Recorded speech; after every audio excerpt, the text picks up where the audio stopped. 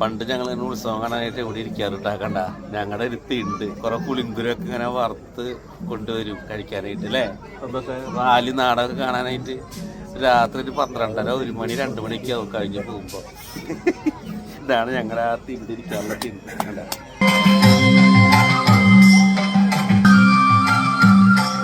ഇന്ന് ഞങ്ങളുടെ പഴയ ഓർമ്മകൾ അയവർക്കാൻ വേണ്ടി വന്നതാട്ടോ. ബാല കാണാൻ വേണ്ടി വന്നതാ. അടിപൊളി ബാലയാണ് കാളിക.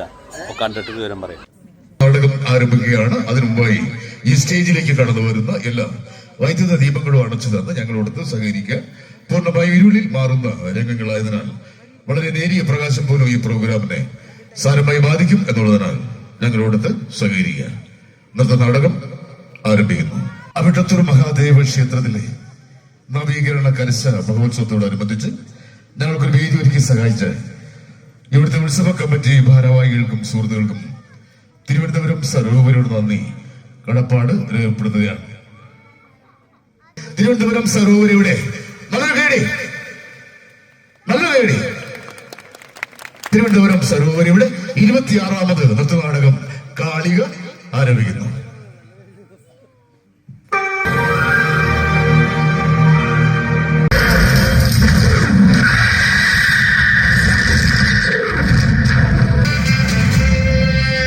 സിംഹാസനത്തിൽ 2 രാജാക്കന്മാർ വേണ്ടല്ലോ എന്ന് കരുതിയാണ് അവനെ നാം സേനാനായകനാക്കിയത്. കൈലാസത്തിലെയും ദേവലോകത്തിലെയും വൈകുണ്ഠത്തിലെയും ഒക്കെ ഒരു പുരുഷനെ പോലും ഒരു നർത്തകനെ പോലും പിടിച്ചുകൊണ്ടുവരാതെ സ്ത്രീകളെ മാത്രം പിടിച്ചുകൊണ്ടുവന്നതിൽ അസുര രാജാവിന്റെ ലക്ഷ്യം എന്താണ്? പലതും.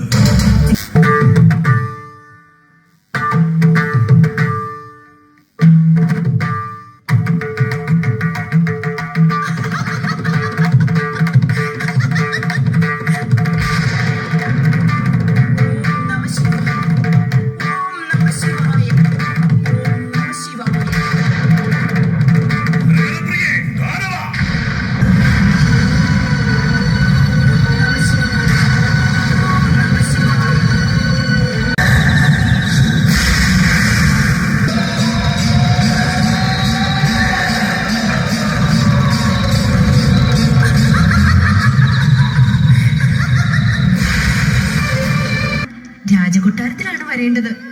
ക്ഷമിക്കണം, ഈ രുദ്രവീണയുടെ നാദം ഇങ്ങോട്ടെത്തിച്ചു. സംഗീതം ഇഷ്ടമാണോ? ഇഷ്ടപ്പെട്ടു. ഇനി ദിവസം തീരുമാനിച്ചാൽ മതി. എന്തിന്റെ? അത് പിതാവിനോട് ഗുരു ശുക്രാചാര്യർ വന്ന് പറയും. അതിന് കൊട്ടാരത്തിലേക്ക് വരും. നിൽക്കണം. പ്രിയപ്പെട്ടതൊന്നും എവിടെയും മറന്നു വെച്ചു പോകരുത്, നഷ്ടപ്പെടും.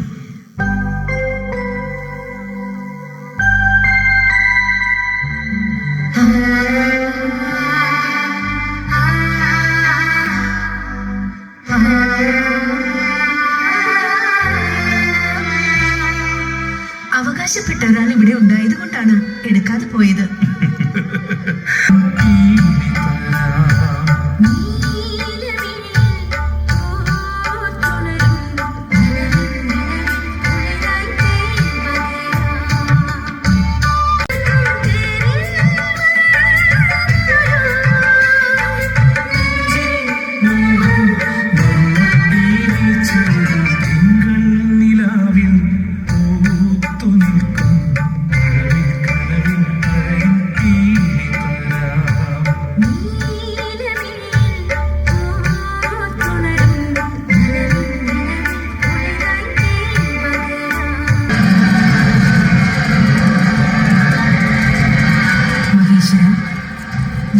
ഷഡ്മാതാക്കൾ വധിച്ചെങ്കിലും സൈന്യത്തെ പരാജയപ്പെടുത്തി ഓടിച്ചെങ്കിലും ദാരികനെ അവസാനിപ്പിക്കാൻ അവർക്ക് കഴിഞ്ഞില്ലല്ലോ. കഴിയേണ്ടതാണല്ലോ ഹൈമവതി. ഇല്ല, ദാരികനോട് എതിരേറ്റ് പരാജയപ്പെട്ട് അവർ താഴ്വരയിലെ വള്ളിക്കുടിലിൽ അഭയം തേടി വിശ്രമിക്കുകയാണ്. ദാരികനെ വധിക്കാൻ അവർക്ക് കഴിയില്ലേ മഹാദേവ? ദാരികനെ കീഴ്പ്പെടുത്താൻ നമ്മുടെ ഷഡ്മാതാക്കൾക്കും സൈന്യത്തിനും കഴിഞ്ഞില്ലെങ്കിൽ എന്തു വേണമെന്ന് തീരുമാനിച്ചേ പറ്റൂ. ഇനി ആര് വിചാരിച്ചാൽ ദാരികനെ വധിക്കാൻ കഴിയും പ്രഭു? ആര് വിചാരിച്ചാലും കഴിയില്ല ദേവി. അവൻ അത്ര ശക്തിയുള്ള വരമാണ് നേടിയിട്ടുള്ളത്. അവന്റെ നേരെ ഒരു അസ്ത്രം പോലും തൊടുത്തുവിടാൻ കഴിയാതെ പരാജയം സമ്മതിച്ച് ഷഡ്മാതാക്കൾ പിന്മാറിയിരിക്കുകയാണ്. അവർ എയ്തുവിട്ട അസ്ത്രം തറച്ച ദാരികന്റെ ശരീരത്തിൽ നിന്നും നിലത്ത് വീണ ഓരോ തുള്ളി രക്തത്തിൽ നിന്നും ഓരോ പുതിയ ദാരികന്മാർ ഉയർത്തെഴുന്നേൽക്കുകയാണ് ഉണ്ടായത്.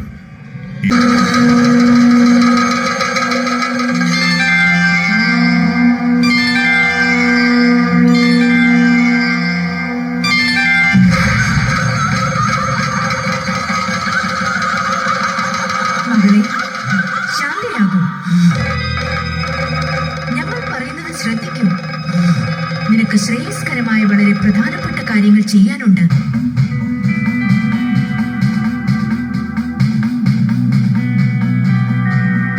മംഗളം അസ്തു.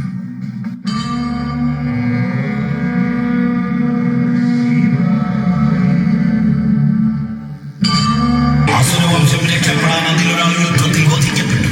ഇപ്പോ രണ്ടാമത്തതും നഷ്ടപ്പെടാൻ പോവുകയാണ്.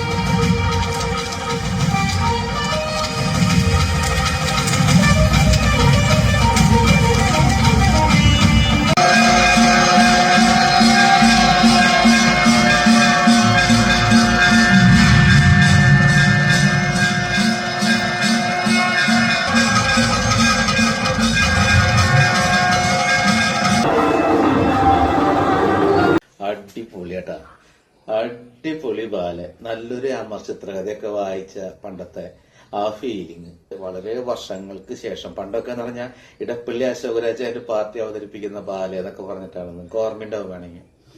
അപ്പൊ സ്കൂൾ കാലഘട്ടത്തിന് ശേഷം ആദ്യമായിട്ടാണ് ഇതുപോലൊരു ബാല കാണുന്നത്.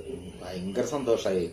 അപ്പൊ നിങ്ങളുടെ ഓർമ്മകളിലേക്ക് അതൊന്ന് കൊണ്ടുവരാൻ വേണ്ടിയിട്ടാണ് കേട്ടോ ഈ ഒരു 7.5 മിനിറ്റ് ഞാൻ നിങ്ങൾക്ക് എഡിറ്റ് ചെയ്തിട്ട് ഈ വീഡിയോ ഇട്ടത്.